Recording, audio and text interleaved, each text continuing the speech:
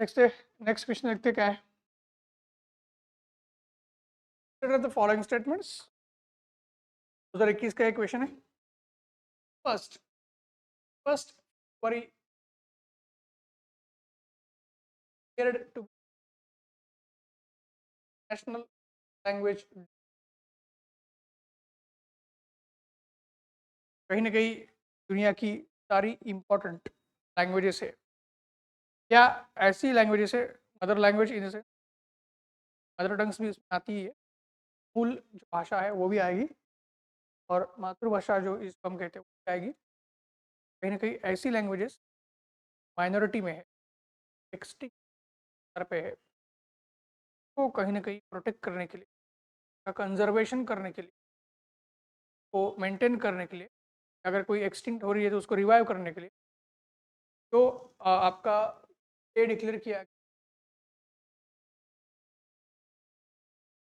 21 फरवरी हर साल होता है।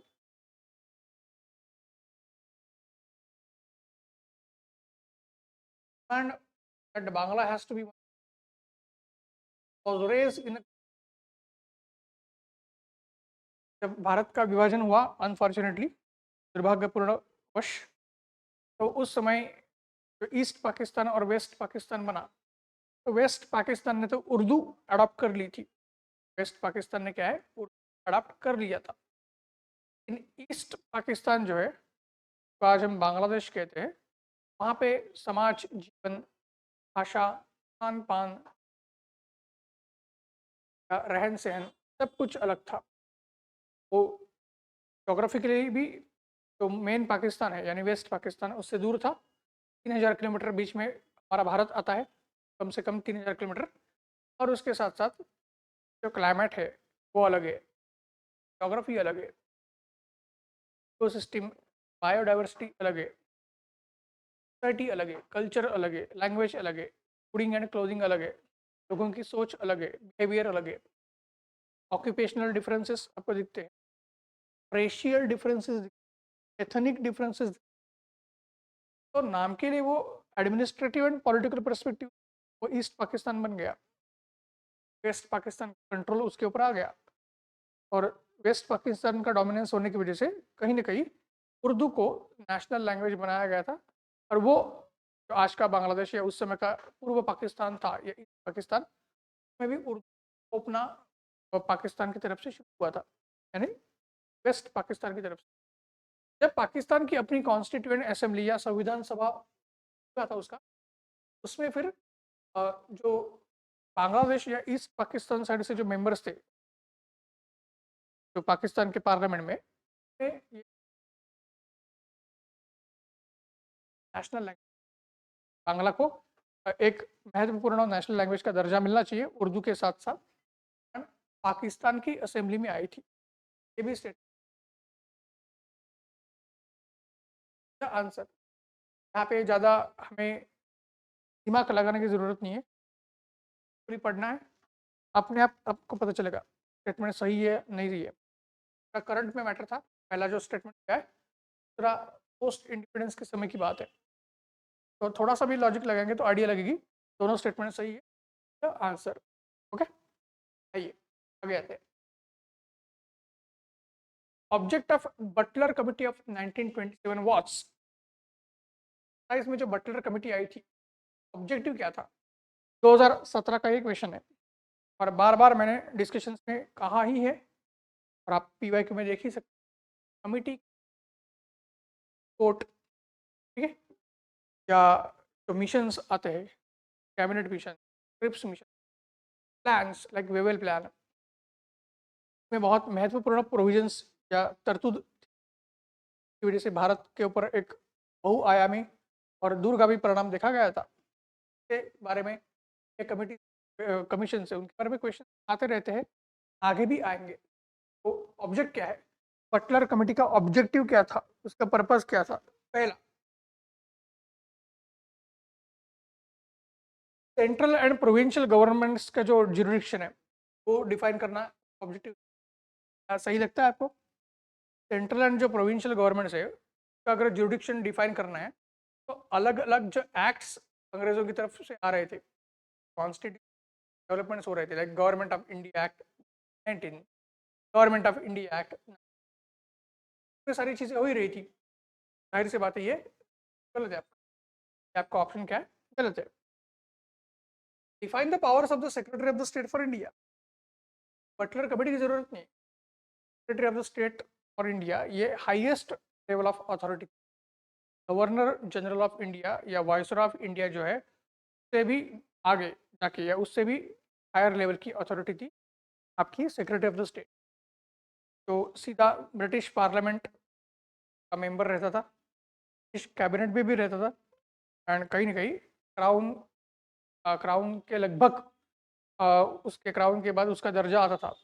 और इस क्या है सेक्रेटरी ऑफ द स्टेट की ड्यूटीज करने की 2017 सॉरी 2000 जो 27 में कोई कमेटी बैठेगी ऐसा ज़रूरी नहीं था। सेक्रेटरी ऑफ द स्टेट जो था ये प्रोविजन 1858 में आई थी गवर्नमेंट ऑफ इंडिया एक्ट 1850, और उसी समय उसके ड्यूटीज एंड पावर्स डिफाइन किए गए होंगे।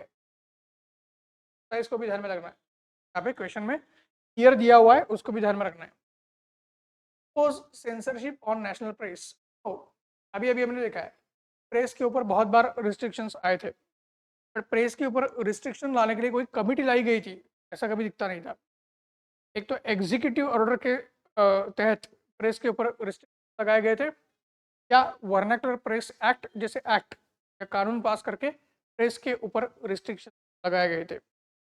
कारण क्या है, किसी भी हालत में प्रेस के ऊपर सेंसरशिप के लिए कोई बटलर कमेटी वो भी 1927 में आई थी, पॉसिबल ही नहीं। अपने आप आंसर देगा आपको prove the relationship between the government of India and Indian.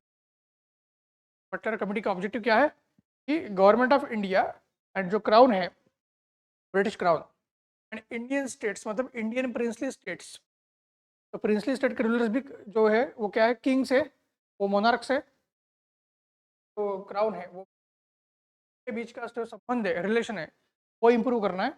और साथ ही साथ क्राउन का जो इंडिया में रिप्रेजेंटेटिव है गवर्नमेंट ऑफ इंडिया यानी वाइसरॉय ऑफ इंडिया एंड उसकी जो काउंसिल का भी रिलेशन, ये ऑब्जेक्टिव था या ये उद्देश्य था। इस तरीके से क्वेश्चन आएंगे। आगे देखते हैं, फिर से 2017 का क्वेश्चन आया है। अभी जो बटलर कमेटी में जो अभी हमें क्वेश्चन देखा उसमें जो पहला वाला ऑप्शन दिया था central government and provincial government इनके जो ड्यूटीज़ है का जो ज्यूरिडिक्शन है वो फिक्स करना है। तो मैंने क्या बताया, ये चीज़ तो गवर्नमेंट ऑफ इंडिया एक्ट 1919 या और किसी कानून में तय की जाती थी। इसी तहत बेसिकली अभी क्या है एक क्वेश्चन पूछा गया है 2017 में, तुरंत एक और क्वेश्चन आया है जो गवर्नमेंट ऑफ इंडिया एक्ट 1919 के बारे में आया है। और जितने भी एक्ट्स वगैरह है उसमें से सबसे ज़्यादा क्वेश्चन अगर हमें देखेंगे जितने डिस्कस किए हैं गवर्नमेंट ऑफ इंडिया एक्ट 1919 के ऊपर सबसे ज़्यादा क्वेश्चन। देखिए in the context of the India the principle of a dyarchy refers to context of the Indian history, the principle of a diarchy refers to first a division of central legislature into two houses। Central legislature का दो house में division करना इसको dyarchy नहीं कहते। अगर दो houses है सेंट्रल लेजिस्लेचर में या इवन स्टेट लेजिस्लेचर में उसको बायकैमरल प्रिंसिपल कहते हैं। तो बायकैमरल ये वर्ड करते हैं, डायआर्की वर्ड नहीं यूज होंगे। Introduction of a double government, central government state government, of a double और dual government, central and state government. तो क्या डायरकी कहते हैं? नहीं, इसको तो फेडरलिज्म कहेंगे। Central government, centre and state government, states, federalism कहते हैं, ये भी नहीं है। Having two sets of rulers, one in London one in Delhi. अंग्रेजों के समय एक रूलर लंदन में होगा एक रूलर दिल्ली में होगा, तो डायरकी कहते हैं? बिल्कुल नहीं। ये मैकेनिज्म तो पहले से ही थे। क्राउन एंड जो सेक्रेटरी ऑफ द स्टेट है वो आपके इंग्लैंड में ही थे या लंदन में ही थे, and viceroy of India Delhi में रहता था रिप्रेजेंटेटिव के दौर पे। वाइसरॉय ऑफ इंडिया के रिप्रेजेंटेटिव के दौर पे दिल्ली में थे, तो इसको डायरकी नहीं कहा, रॉन्ग है। डायरकी का मतलब क्या है? Division of the subjects delegated to provinces in categories. Division of subjects delegated to provinces in categories. ये गवर्नमेंट ऑफ इंडिया एक्ट 1919 में आया था, गवर्नमेंट ऑफ इंडिया एक्ट 1919 में आया था. Delegation of the subjects, division of subjects delegated to the provinces in categories. ये आपका किस गवर्नमेंट ऑफ इंडिया एक्ट 1 आया था. ये क्वेश्चन पहले भी पूछा गया है और एक बार ये 2012 में शायद क्वेश्चन पूछा था, हमने डिस्कस भी किया था. तो हम reserved subject and transferred subject hierarchy में क्या आता है, reserved subject and transferred subject.